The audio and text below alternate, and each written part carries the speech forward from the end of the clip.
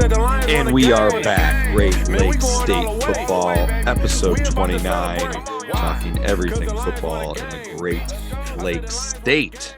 And I'm Vince. And I'm Kory, and I'm representing the Hawaiian team that just got their booties kicked by the University of Michigan. You feel bad for them? Oh, yeah, they're terrible. Can't feel too bad. They live in Hawaii. Very true. And I'm Brett. And after tonight, I will be the only one on this podcast under the age of 30 years old. Ow! Why'd you have to do that? Vince has got a birthday tomorrow. A big 3-0. Less than 3 hours here. My life is over. You're going to start waking up and be out of breath just from waking up. That's what happened when you turn 30. You turn 30 and you can't breathe in the morning in bed. Nope. I think you might want to go to a doctor for that one. I swear to God, though, mentally, like the minute you turn 30, anything that happens, you're just like, I have terminal cancer, or I'm gonna have a heart attack. Like that's just mentally where I went. So sounds like you need to stay off WebMD. Yes. Or maybe you need to go see a doctor. No, doctors over. All right, with that, we're going to go ahead and get into it for this week. We unfortunately do not have a guest for this episode. Last week we did talk with Brett's brother, which was quite a bit of fun, and we'll talk when we get to college stuff. All three of us took Great Lakes State football on the road, and we did watch the Chippewas. Unfortunately, did not perform well, but we did go there and support Cole and watch the whole game. Didn't leave early, stayed for the whole game, so that was a lot of fun. Before we get to college stuff, though, we do want to talk about high school football, Michigan high school football from the last week. Really quick here. We want to make sure that we go over our picks. So last week, we made our picks for our 5 games of the week. And here they are. If I can get my screen loaded for anyone who watches online, here they are. So these were our 5 picks of the week here. And as you can see, if you are watching, I'll read through these in just a moment for those of you listening, but obviously those of you watching can see that Brett has a 2-game lead at this time. And with tie with Goose Poop, actually, we've been keeping track of, Goose Poop's his website's model that picks the games for each week. And I think he had one where none of the users made any picks. And so he just made a pick, and he was correct with his pick. Kory has fallen back 1 game behind me. So I'm closing the gap here, trying to 1 week at a time. There's a lot of high school football left, though. So our 5 games, really quick run through these. Our number 1 game of the week was Rochester Hills Stony Creek versus West Bloomfield. I believe those were a battle of unbeatens. If I remember correctly, they were both 2-0 going into that game. West Bloomfield pulled this one out pretty handily. It was a closer game last year. This year, they beat them by 3 scores, 42-23. We all picked West Bloomfield for that one, including Goose Poop, although Goose Poop's model had it only as a 52% pick. So a lot of people actually thought it was more of a toss-up. Our number 2 game, we gave the Upper Peninsula some love, tried to get a UP game in here. We went with Iron Mountain and Houghton. Houghton, I believe, was 1-1, and Iron Mountain was 2-0. Iron Mountain, I believe, is now 3-0, if I remember those records correctly. Iron Mountain won this game pretty handily, 28-6. Goose Poop and I both picked Iron Mountain. Kory and Brett missed this one, picking Houghton. Number 3, Byron Center versus Forest Hills Central.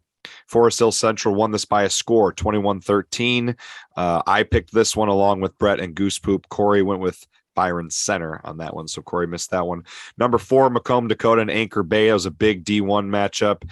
Macomb Dakota won very handily by 3 scores, 31-7. That was a unanimous pick from all 4 of us. The number 5 one was also a unanimous pick, and a correct unanimous pick from all 4 of us. Ithaca versus Saginaw Valley. We all pick Ithaca. They won 48-6. We figured at their home field on that new turf that they'd put on a show, and they sure did. Anything that stands out to you guys for our games of the week last week, our picks there, or just the games that we went with? I'm not attacking the manly hoods of the UP, but I need Houghton to block better next time and win that game because they killed me and Brett, actually, but more so me because I lost 2 games last week. And the UP just didn't do it for me. I'm upset. Brett picked Houghton out of spite. It was purely a spite pick because he didn't want to be associated with Thom. What did you call him? Thom Izzo? Bob Ozaid. None of the games were close. That was really shocking to me. I thought at least, well, I guess the Forest Hill Central Bayern Center game just one. Was essentially one score. It was an 8-point game, but yeah, everything else was a blowout. Really. 3 score. It was the first week it's the first week we've had that happen actually, which is kind of odd. The rest of our weeks have been pretty close. To kind of preface our top 5 games of the week, we're trying to pick different corners of the state. I mean, there could very well be some other top games of the week on the field, but we're trying to pick every corner of the state and also pick a variety of teams because we could pretty much pick Clarkson or Davison every single week. It seems like they're in a big game every single week. So, well, we're trying to avoid too much overlap with Goose Poop, which we mentioned him a lot on here. He obviously puts out a lot of stuff on Instagram and Twitter every week for his games of the week. So trying to avoid, overlapping with him so that we have some different games that we're talking about than what he is highlighting profiling as well. Because obviously he's going to highlight 5 big games too. Or actually, he highlights games in every division and then overall games. So he puts out quite a bit of stuff. All right. I'll jump. You guys want me to jump to this week or are you going to mention something else there, Kory? I was just going to say, who do we got going this week? All right. There's also, I'm going to stand up because there's a pterodactyl in my office. So I'll be right back. All right. So our 5 games of the week this week for week 4. We are on to week 4 of Michigan high school football already. Pretty crazy how fast football always just flies by. Our first game here, hopefully Kory comes back from avoiding the pterodactyl so I can get his pick. Our first game here, we have Kaz Tech versus MLK, which is a game that I've heard is already sold out. Where are they playing? Are they playing at Wayne State or? I did not see where they were playing. If you want to try and pull it up here and let me pull it up. Know what you find. Let's see. Where are they playing?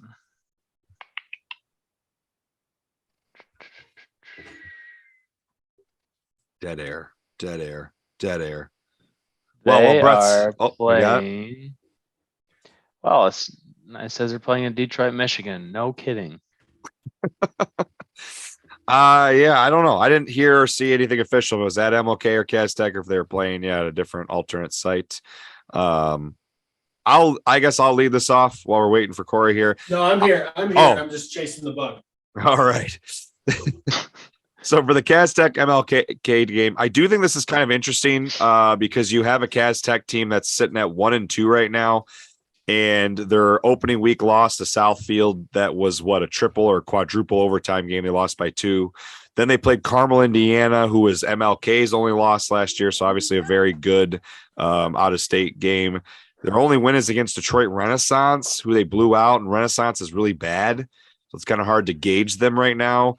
MLK is interesting because they didn't play last week or 2 weeks ago. Excuse me. They've only played 2 games, and they beat Mumford, who's not very good. And then they got beat up by 3 scores by another team from Indiana, Warren Central.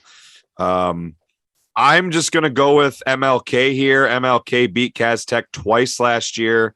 They won the state championship. They have one of the best quarterbacks in the country. I would imagine the team they lost to down in Indiana has to be a pretty damn good school. So I'm going to take MLK. Kaz Tech, obviously disappointing season last year for them at 6-4 and not really a good start here. So I bet it's a pretty good game, but I'm going to take MLK. I'm also going to take Detroit King. I think Dante Morris too much. They got talent all over the field. I mean, we follow the high school docket pretty heavily on Twitter, and I swear to God, one of their players is either going to a major Division I or getting an offer from a major Division I week in, week out. So I'm going to take MLK. I'm going with MLK too. Dante, pretty much everything you both just said. But Dante Moore, 5-star, going to 5-star. All right. With that, we are going to go to Lansing, Michigan here, the greater Lansing area, with Williamston and Mason, who are both undefeated. Mason obviously went to the D3 semifinals last year. Williamston went 6-3 and then got beat by a field goal. 3-0 was the final score. First round of the playoffs to Olivet, which was actually 2 of their losses last year. They lost to them by 1 point earlier in the game. Williamston, Division 5, Mason, Division 3. So you got difference in school size here. Both teams 3-0. I'm going to go with Mason. I think Mason's played a little bit tougher opponents in a Division I school, and Holt beat them pretty handily. Handily beat a Fowlerville team that isn't that great. But I think this is going to be an interesting game. This was also one of Mason's closest games last year. They beat Williamston by a touchdown early on. So I'll be curious to see what happens here, but I think I'm going to go with Mason. I think I am going to go with Mason as well. I think the bigger school prevails. I think that Mason has been on a tear the last 3 years. I mean, they've been doing great things. We follow Coach Motown Kurt pretty closely, and he coaches out there. So I'm going to take his Bulldogs. I'm going to go Mason as well. Mason, like Vince has said, bigger school has played a little bit better competition this year. Mason's also beat Williamston the last 3 years. Now the history doesn't say much, but theoretically half the team last year beat Williamston, and half that team is back this year. And the Mason Bulldogs went 10-3 last year, so had a pretty solid squad. So I'm going Mason. I think something to note for Williamston is Williamston's 3-0, and the 3 teams they beat are combined 0-9. I was literally just about to say that Williamston has played nobody. Zeeland East, LCC, and Eastern. Zeeland East and LCC, I mean, both those usually good, but yeah, this year down here. So, all right. Next one, we have Walled Lake Western versus South Lyon East.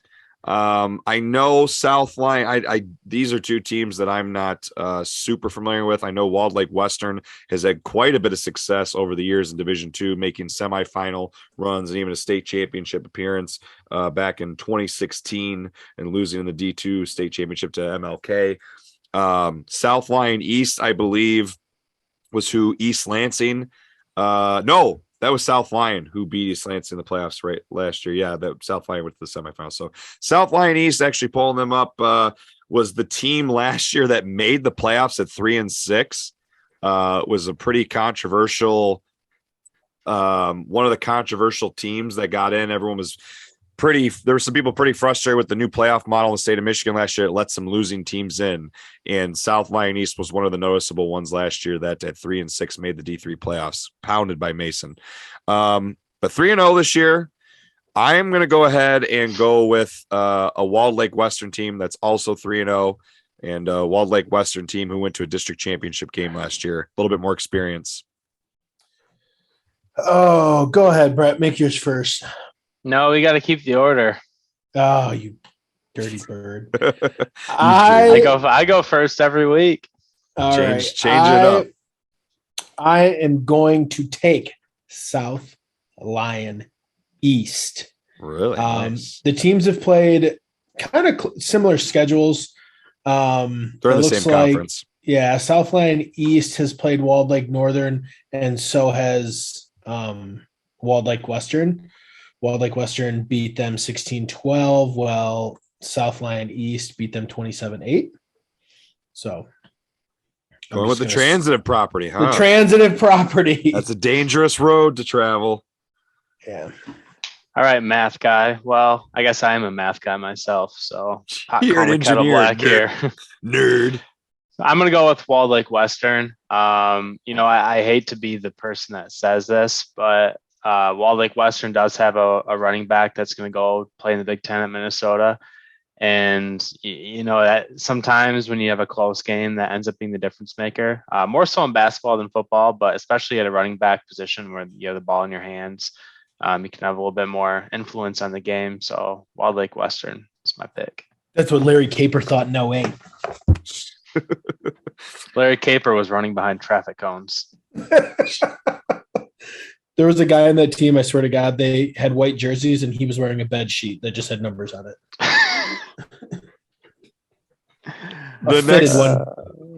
The next game that we have here, our number 4 game, is Lowell versus Byron Center. Lowell obviously has not been up to their program standards the last few years, struggling to even make the playoffs. They have actually not exceeded 5 wins in 5 years. So in the last 5 years, their best season was 5-5 in 2019. A little bit of a resurgence, though. I'm assuming this year they're looking for a strong finish after starting 3-0 right now. They pounded all 3 teams they have played. I will say all 3 teams they have played, unfortunately, have a losing record, and they will be playing a Byron Center team who is 1-2 against and lost to 2 really good teams, Granville and Forest Hill Central. For this matchup, I think I'm going to go with Byron Center.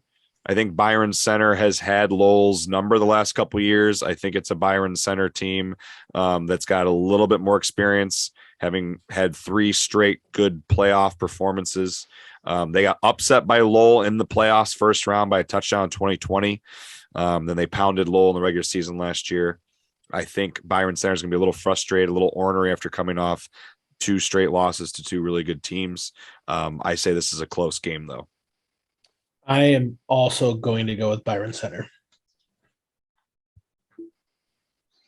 I'm going Lowell for a number of reasons. Number one, my wife works there and they help fund my life. Although they did beat me in the playoffs, I'm a little salty about that still to this day. Yeah, same here. Lowell, I think Lowell's played.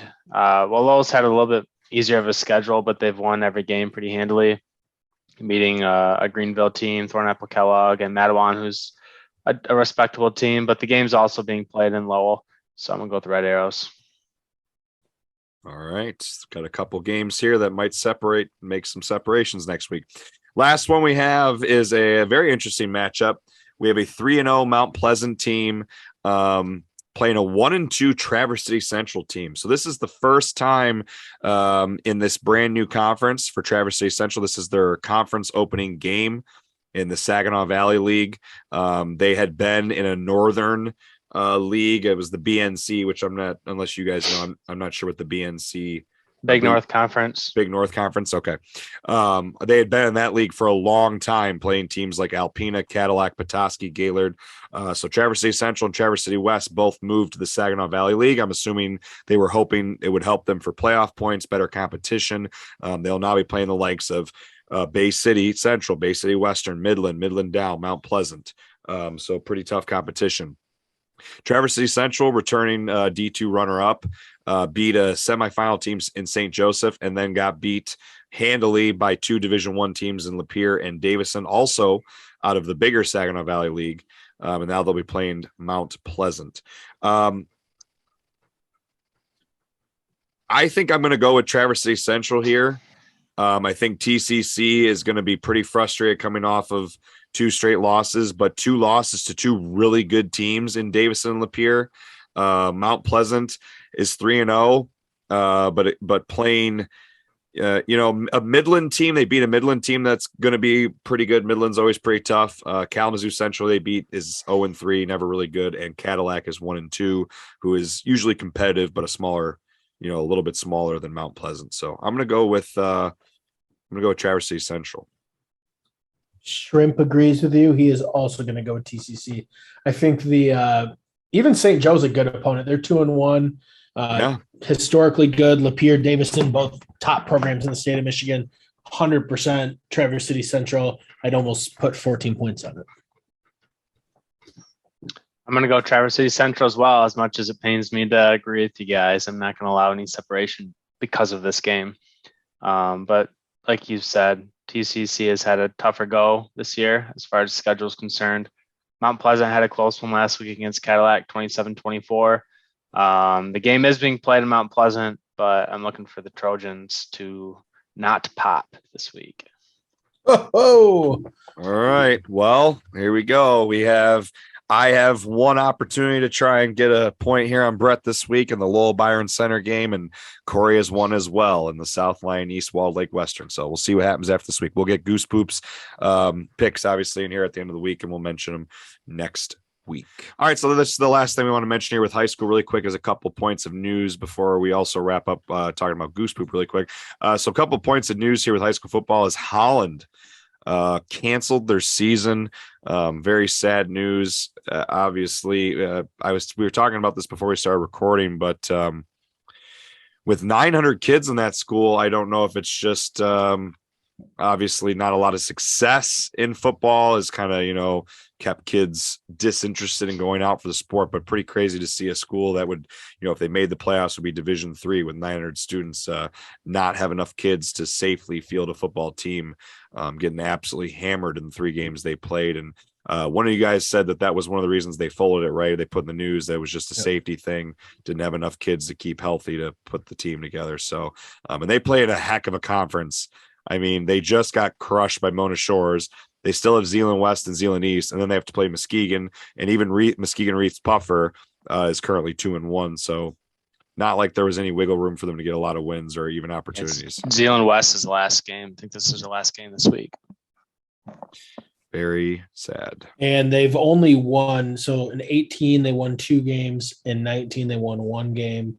In 2020, they won 1 game. Their one win in 20. They won 1 game. Their one win in 2020 was a forfeit in the playoffs by Zeeland East, who put 75 points on them in the regular season. Yeah. So they really only have 2 wins in 4 years. It's unfortunate, and their enrollments dropped pretty crazily. West Ottawa's taking all those kids. Yeah. So you feel for the kids though, man. I mean, it'd be so unfortunate if you were like a pretty legitimate football player for that school, like what do you do? There's enough schools around there. I mean, they should be allowed to go to another school and play. I don't know if MHSAA would allow that or not, or if they even would entertain that personally, but they should have the opportunity to continue to play. That's not their fault. I agree.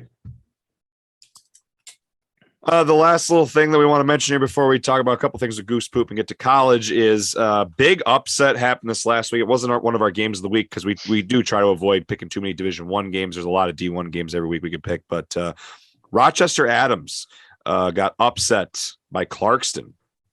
So Rochester Adams, obviously the the runner-up, the D1 runner-up last year. Clarkston, obviously, very good program, lots of success. But I think a lot of people have picked Rochester Adams. Rochester Adams is a favorite to make a playoff run again in Division I this year. And Clarkston beat them by 10 points in a conference matchup. So Rochester Adams, it's their first time in this conference. The same conference as Clarkston. They moved out of they were in the white for their Oakland conference and moved into the red. So some different opponents for Rochester Adams this year. I gotta say I actually watched this game the second half last week on Bally Sports. It's really neat. Bally Sports highlights a high school game every single week, and the film quality in those games is just unbelievable for a high school game. There's different camera angles. It's high quality. It's like you're watching. Yeah, they do a good job.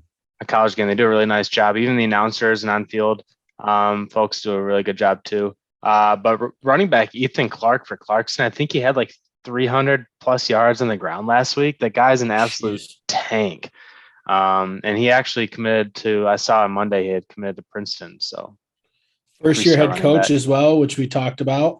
And Clarkston's schedule, Davison, Rochester Adams, West Bloomfield, Stony Creek, Southfield, who beat Kaz Tech. They beat Southfield. Lapeer. I mean, legitimately, they have 4 teams on that schedule that could win a state championship. They're battle test. They will be whoever coming out of that Oakland conference. That is just, it's going to be a battle tested team. That's crazy. That's insane. It's too bad the playoffs are all done by geography because all those teams will have to play each other again in the playoffs. Yeah. Hey, good luck, coach. You're going to play a lot of good teams. Okay, thanks. Yeah. Whoever comes out of that region is going to be a force to be reckoned with. Probably the state title favorite in D1. Yep. All right. Last thing here before we get to college is just to mention Goose Poop really quick. We wanted to talk about a couple things. Definitely subscribe to Goose Poop, whether you're following him on Twitter or Instagram or his newsletter. Subscribe to his newsletter. He puts out a lot of really cool stuff. Great content. Right. Great stuff. Michigan high school football, some of the best stuff you'll see. So we just want to mention a couple things they put out this week. Something that was the couple like facts that he pointed out is most points scored this last week, 77 by East Lansing over Okemos. Pretty interesting. 58 shutouts this last week in high school football. Most total points scored was 92. Seaholm over Avondale, 63-29. Heritage over Grand Blanc was 52-40, and Grosse Isle over Milan also 50-42. So 3 games at 92 points. Least total points scored in a game, Union City over Jonesville with 6, and no teams ending with 2 points scored this week. Safety alert. He likes to mention if a team has only 2 points in a game. So that did not happen this week. Brad, did you have anything else that you wanted to pick off the newsletter here to mention? No, I think you highlighted some of it. But like you said, Vince, he does a very thorough analysis, division by division, which I highly recommend. I think another couple things worth mentioning is the most points per game right now in the state is Saginaw Heritage at 58 points per game. That's pretty crazy. Longest active win streak, Grand Rapids Catholic Central is now at 40 straight wins. Holy shit. Which is also absolutely nuts.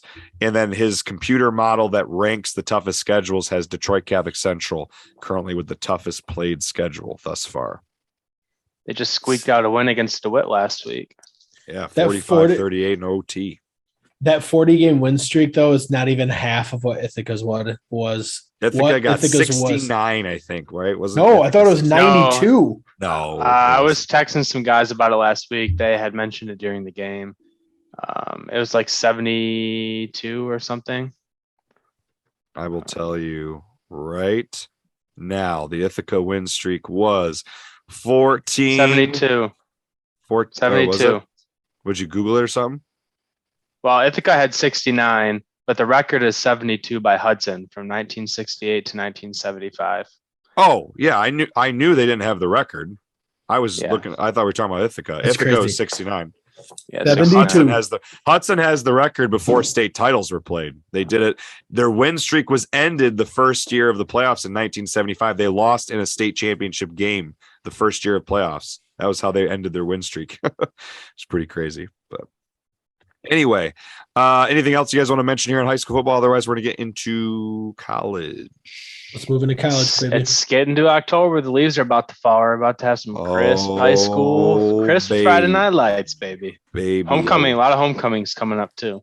Oh, baby. I want to get with you and take Gotta find your snow bunny.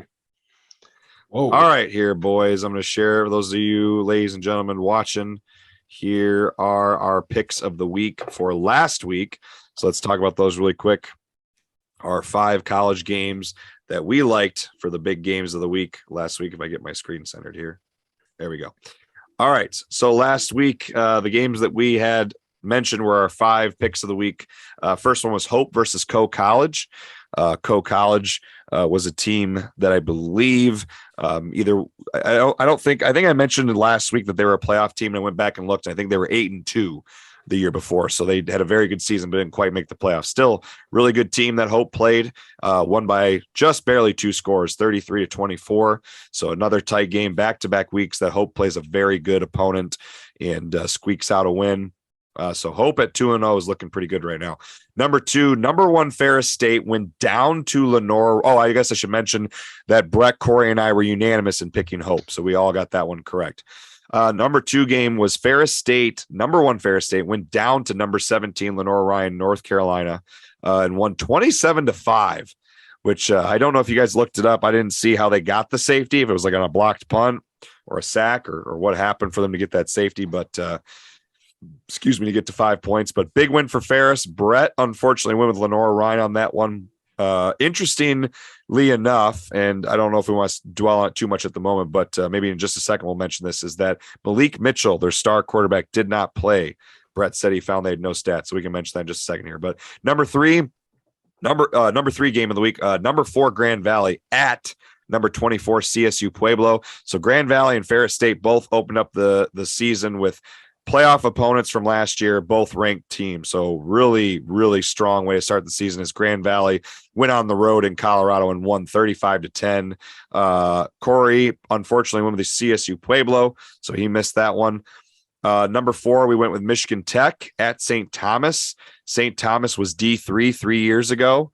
Last year, they began an FCS schedule, Division I AA. Michigan Tech played them last year and lost in a close matchup, I think by like 3 points. This year, unfortunately, they went to St. Thomas and got beat pretty handily. 32-6. All three of us picked St. Thomas. Last one, we had the Lions and the Eagles. Hype train, Dan Campbell, hype train coming out of Hard Knocks was big. Lions had a sold-out crowd in Ford Field. Unfortunately, got behind by too much, made too many mistakes early. And while they were a gritty team, you got to give them credit, I guess, for fighting all the way to the end. They could not find a way to pull it out, lost 38-34. Kory and I both went with Detroit. Brett got this one with Philadelphia. Picked the Philadelphia. So I'm 4-1 after this week. Brett's 4-1. Kory is 3-2. I don't remember what our overall is for college. I wish I would have not picked that Ferris upset. I would have been undefeated college and pro. Wasn't a bad pick though. No. But hey, they went down and won without Malik Mitchell, which is, even more. Says something about Ferris. Never picked against them. Apparently, They have a DN who's like rising up draft boards, who's a baller. I don't remember his name, but I was seeing it on Twitter. People are saying he's got a handful of sacks already this year, just kind of wreaking havoc. Handful of sacks. Yeah. I'm sorry. That was very crass. That's a big hand. I just wanted to look it up really quick. So after this, I was going to mention and wasn't sure. So I am now 8-1. Brett is 8-1. Vince, if you go to the far tab, you can see far tab on the bottom left. Over here? Bottom left on the bottom. Yeah, nice. All the way over. Pick summary. All right, my bad. So I am currently 8-2 for college picks. Kory is 7-3 and Brett is 9-1. So this is a close one. Close one. Sorry, anything else you guys want to mention about these 5 games? I just figured we'd mention that really quick. Yeah, I want to touch on what Ferris State and GV are doing. To me, it's almost like a Division I vibe where you're kind of like loading up your schedule. So that way, when you play a team like Ferris State, the in-season implications are high. And it's going to be a really competitive, and you're going to be battle tested by the time you get there. I think it's really cool, especially in the Division II level, how they do the playoffs. I don't think playing these hard games and taking an early season loss by one of those teams will hurt them on a regional standpoint. What do you guys think? Agreed. I think the nation nationally, anyone who pays attention to D2 football and the voters for the regional rankings understand that the GLIAC is a very good conference. So, outside of Ferris and Grand Valley playing each other, Tech, Northern, Davenport, Saginaw Valley, Wayne State, those are all going to still be tough opponents as well. I agree. And also with the size of the GLIAC, having 7 teams now, I think they're struggling to find people to play. Who wants to sign up and get their butt kicked by either Grand Valley or Ferris State every week? Nobody. And when you have in Division I, you have the smaller schools that go to play the big schools, and then they can make a couple $1,000,000 and sometimes upset. Right. There was a couple of those last week, but at the Division II level, you're not getting that type of money. So why would you sign yourself up? Yeah. So I think they ultimately don't have a choice, in my opinion. They have to play these other good teams that the mediocre and bad teams don't want to play. Right. They're left Absolutely. with each other. Really impressive. It just creates games good football. for them. Yeah. Really impressive games. Before we go to our picks of the week for this week, I don't know if we want to mention anything else that we noticed from last week. I really wanted to mention this. I think we either put it on Twitter. I think we put it on Twitter. The MIAA, really, really impressive start for the MIAA. Last week, the MIAA went 7-0. 6-0 with the Michigan schools, 7-0 if you count Tryon, Indiana. But all the MIAA schools got a victory last week. The only MIAA school that has a loss right now was Adrian, who got beat in week 1 by a ranked Heidelberg team, who's now ranked, I think, 22nd in the nation. Otherwise, everyone's undefeated, 2-0 across the board. We'll get to our picks in a little bit here for coming up, but I think the MIAA might go undefeated again this week. This week, the MIAA has a crossover conference challenge with the Heartland Conference, which is a conference that spans through Ohio, Indiana, and Iowa. And that conference is, I'm just going to be honest, not a very good conference. It's very much a lesser conference than the MIAA at this point. So I'm looking to see the MIAA go undefeated again this week. So, any other takeaways from this week from football, college football in general? Yeah, I got a couple. I'm going to walk through our stats real quick, the stats leaders. So as far as best overall rushing performance this week, we had Dontel Wright, running back from Olivet. Last week's one of the top performers was also another running back from Olivet. So they have sounds like a dual-headed monster down in Olivet for the Comets. Dontel had 197 rushing yards and 3 touchdowns on 3 carries, or no, a little more than 3 carries. But he averaged almost 40 yards a carry, which is extremely impressive. Vince, I don't have. Oh shoot, that's week 1. This is all offline. Oh, my bad. You're just gonna have to pull up the Twitter graphic. With that, we moving on to receiving performances. Isaac Tesla from Hillsdale had our best receiving performance of the week. He had 189 receiving yards on 8 catches and 3 touchdowns. Now, this is a guy that is just blowing up. I watched him play at the end of last year as a redshirt freshman, and you could tell how skilled he was. He's tall, he's lanky, he's out of Hudsonville Unity Christian. The kid knows how to play ball. So I look for him to be on the top of the board again throughout the season. As far as passing is concerned, he's not at the top of the list as far as passing yards, but I think the best performance in the state comes down to JJ McCarthy at Michigan. Now, he did play Hawaii, who's not a very good team, but when you look at what he did and the amount of time that he did, Michigan had 410 yards of offense in the first half. JJ was nearly flawless. He was 11 of 12 with the only incompletion being a drop. He was just hitting guys in the numbers. He was moving the ball down the field. You could just tell that he was flowing on all cylinders. Firing on all cylinders, rather. So JJ McCarthy, best passing performance with 229 yards, 3 touchdowns, 92% completion percentage. Interceptions-wise, we had 2 guys that had 2 picks this week. We had Sam Cochran from Hope and Jim Marie Cannon from Adrian. And Hope's defense actually had 6 total interceptions, which is extremely impressive. And probably one of the main reasons that they ended up winning because Hope was outscored by like 200 yards or outgained by like 200 yards. If you pick someone off 6 times, I think you're always going to win. That's a lot of turnovers. Yeah. I mean, Hope gave up 329 yards on defense and they only gained 240 yards of offense. So, I mean, they were struggling offensively last week. Moving on to the team statistics, best overall defensive performance. Although Ferris State gave up 5 points, they only allowed 94 yards. And with 2 of those points not being by the defense, being by the offense. So realistically, Ferris's defense only gave up 3 points, which is really impressive. And Adrian College at 2, Michigan State 3, Northwood 4, and Albion 5 to wrap up the defensive overall performances. Moving over to offense, the best offensive performance of the week, in my opinion, or our opinion, was Albion College. They had 51 points. They also gained 740 yards. That is unbelievable. Wow.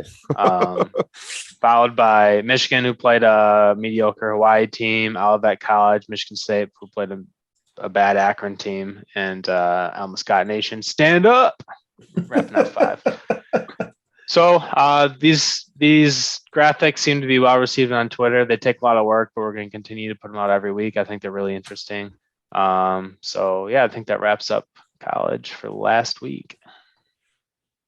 Also, we took our talents to Central Michigan University to watch CMU take on South Alabama and cheer on Big C, which was a lot of fun. Great atmosphere, fun tailgating, a lot of good energy from the students. They served beer there, which was marvelous. That was great. Pretty great. The children did a great job. Vince's child was there, Calvin, and then our other buddy's kid was there, and then Brett's pretty little daughter was there taking a nap in the end zone while Brett was drinking a nice cold beer. It wasn't cold by that point. A warm beer, but it was very funny to look over and see Brett just sitting there with Lenley just hanging out and doing his thing, his dad thing. So fun game. Unfortunately, CMU kind of shit the bed. Offensively, just could not get it going. Looked way out of sorts. Backfield could not stop South. Their defense sucks too, but yeah, their offense could not get it going. But, they give up 96 points in 2 games.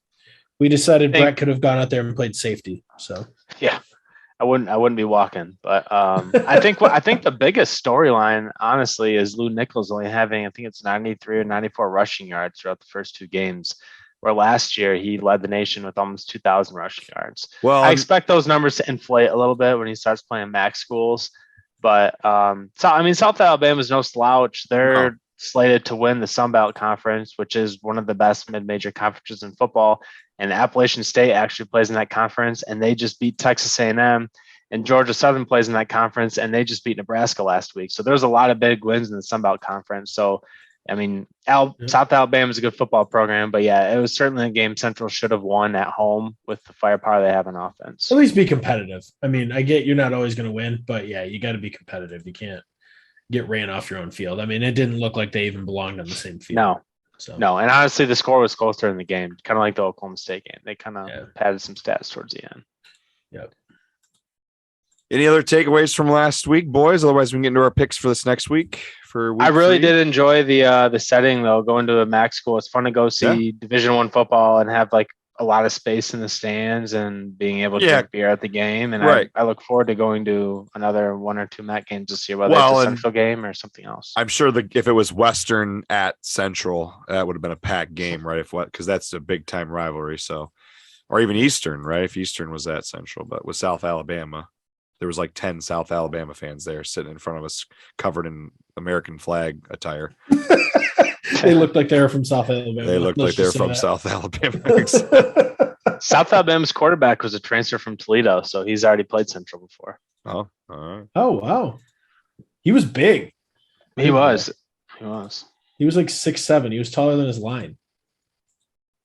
You boys ready to talk about the week 3 picks here? Yeah, yes. I think Kory, you should go first. Deal, bring it on. Bitches. I get to go last this time. Yes. All right, so for this week, for our 5 college games that we're highlighting, the games that we think out of our state of Michigan teams that you should pay attention to, the 5 that we think are the quote unquote biggest of the week. A couple of these games are debatable, but for the most part, these are the ones that we think stand out. First game we're going to mention here. Big boy football, Big Ten football. We got Michigan State ranked number. Are they really up to number 9? I thought they were 11. Is that coach's poll? Number 9 coach's poll. Oh, number 9 coach's poll. Okay. I think they were 11 AP. So they're playing at Washington.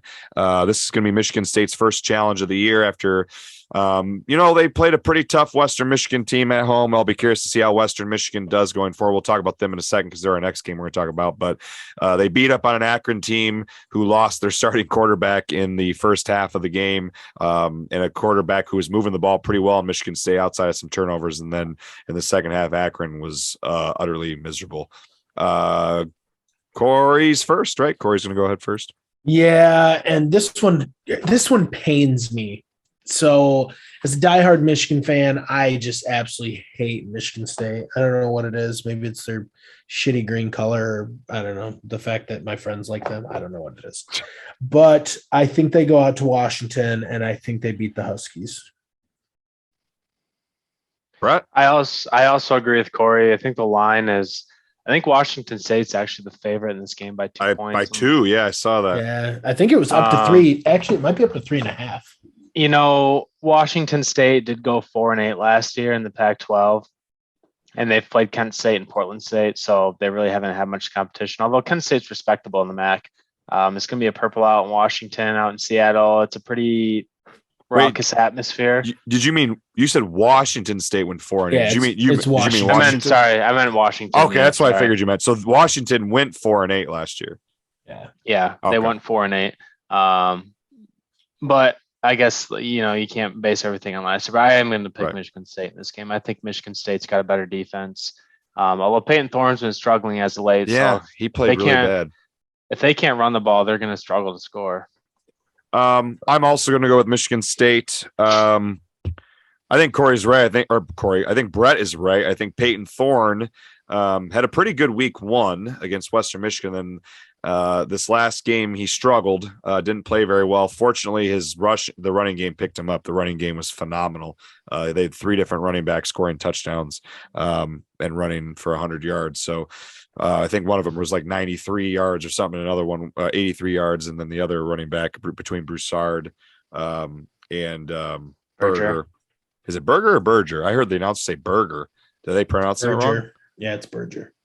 Well, then the announcers and the Big Ten Network don't know what they're doing.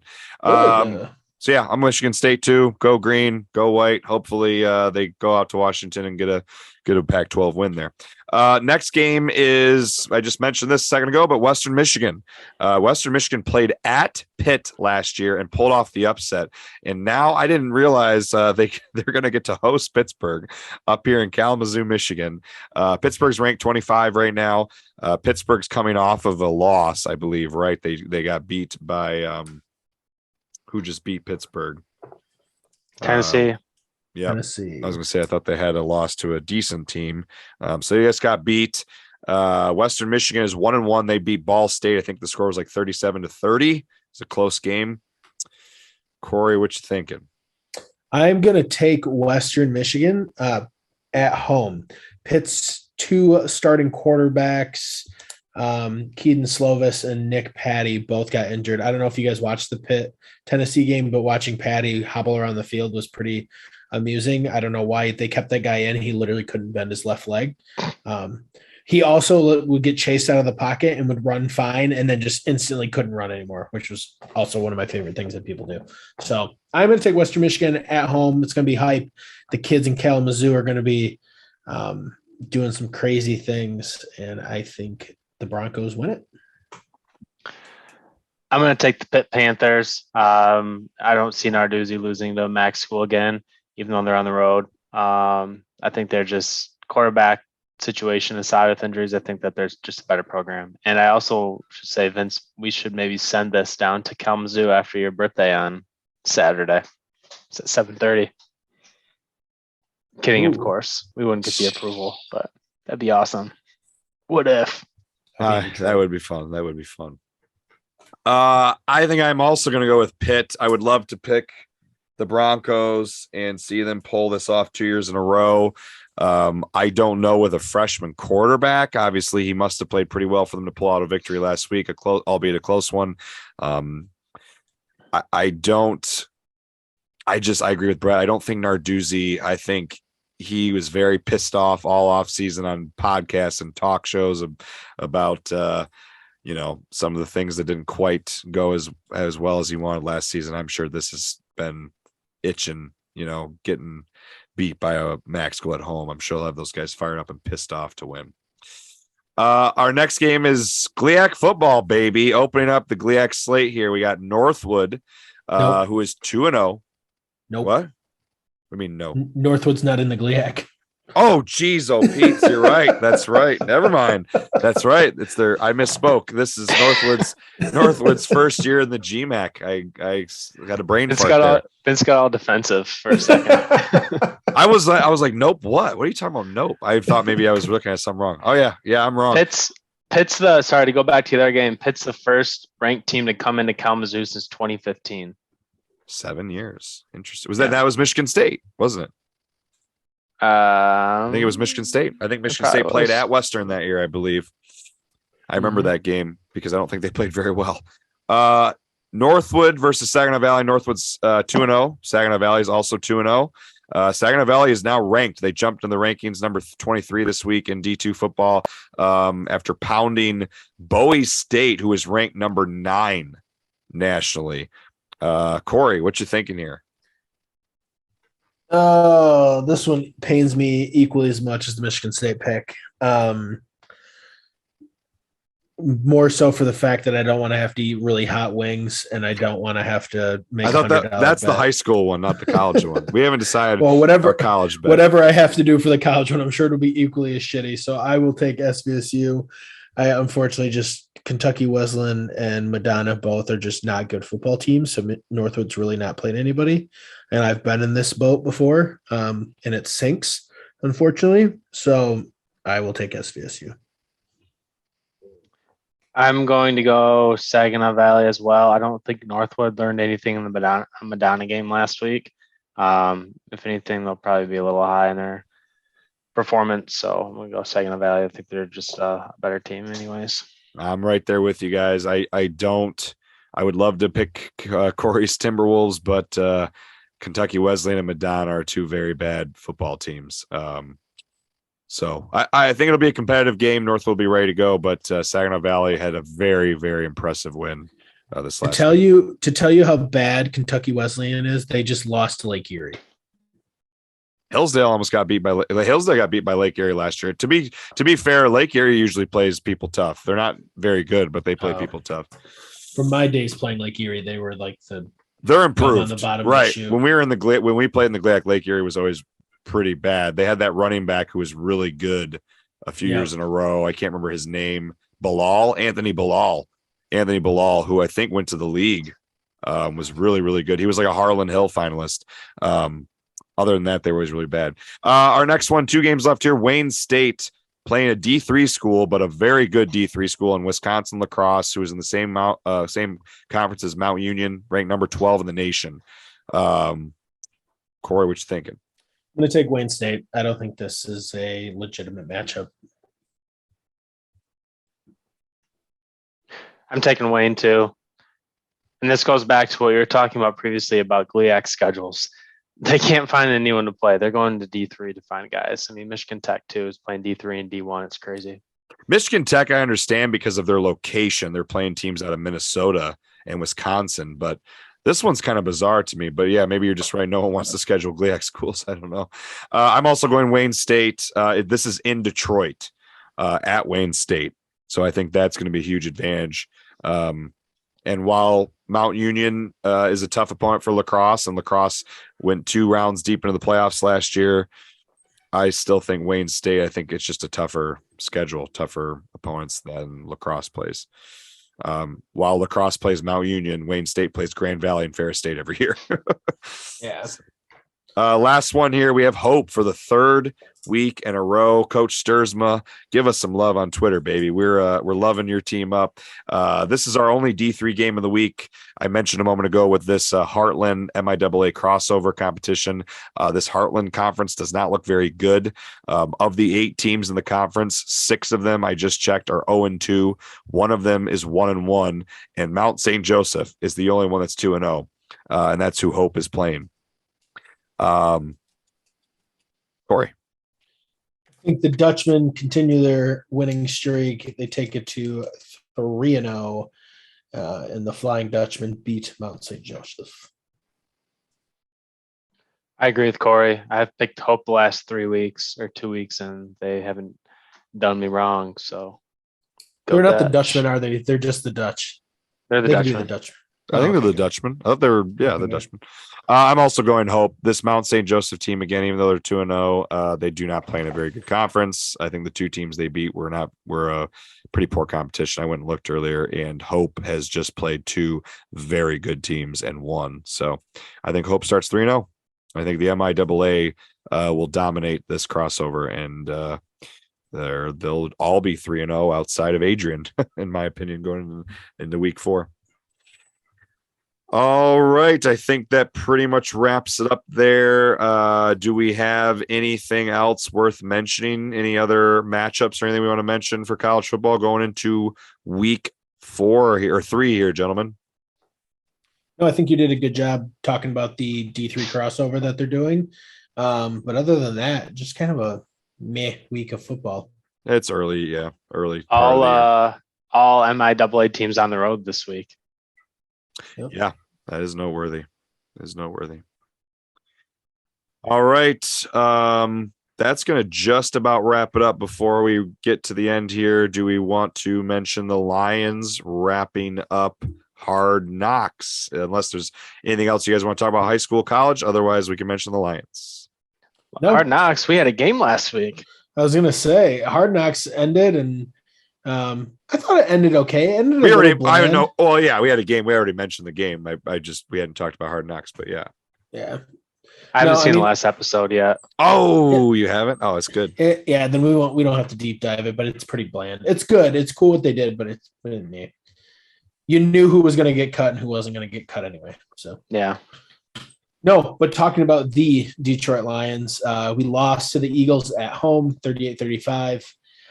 Very frustrating game to watch. Moral of the story, contain the quarterback, and you win by a lot. Also make a tackle in the backfield, and the game's pretty much over. But Other than that, I have a question for you guys. Josh Reynolds had a big drop towards the end of the game. That was a huge drop. And then Goff got sacked. The next play, Lions had a punt. They were driving. Yep. Very frustrating. And I wanted to ask you guys this from a football perspective.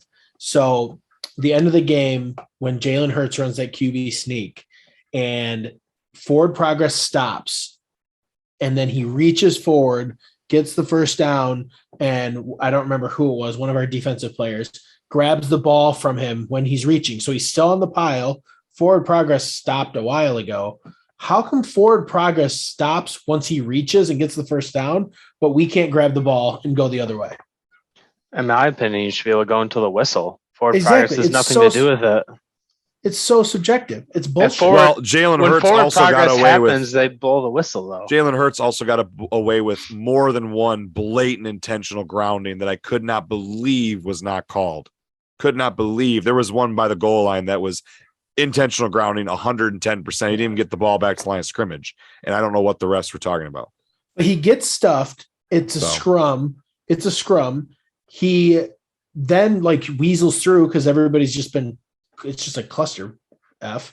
And he reaches through, we grab the ball, but then they say, oh, no, he got the first down and it was done. Well, then why is forward progress done when he reaches, but not when we grab the football? I don't know. I think I just think it's stupid. I agree with you. No, yeah, I think it's too gray. The ball should have been punched out, right? Absolutely. Yeah. He wasn't down. Clearly, he frustrating. Was a reach. So whatever. The moral of the story: don't be. It literally happened. Points. That exact thing happened in the Michigan State Western Michigan game in week 1. One of our running backs was laying on top of a pile of guys, and the ball, he was laying backwards, and the ball was sitting here. A Western Michigan guy came and punched it out, even though he wasn't moving anymore because he was on top of guys on a pile. The refs called it a fumble. So there you go. Yeah. I don't know. NFL refs call it differently, I guess. It's just dumb. Whatever. I mean, it's like I said, it is what it is. You can't give up 38 points. You can't let Jalen Hurts rush for, I believe he had 90 yards rushing. DeAndre Swift, I mean, that's a beautiful thing for us. We haven't seen a back go for $150 and since since Barry Sanders, I think. So that was great to see.